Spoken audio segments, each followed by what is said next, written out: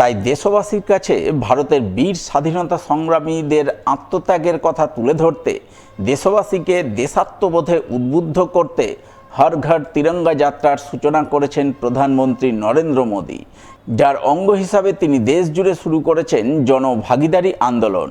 সেই আন্দোলনের সূত্র ধরেই আসন্ন ৭৮তম স্বাধীনতা দিবসের প্রাক্কালে সোমবার মালদায় তিরঙ্গা যাত্রার আয়োজন করল রেল প্রশাসন।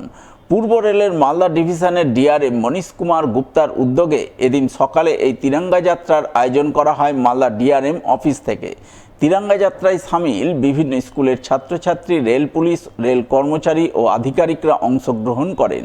তারা সকলে মিলে মালদা শহরের ঝলঝলিয়া এলাকায় তিরঙ্গা যাত্রা করে হর ঘর তিরঙ্গা কর্মসূচির প্রচার করেন আর এর মাধ্যমেই সাধারণ মানুষকে দেশাত্মবোধে উদ্বুদ্ধ করেন।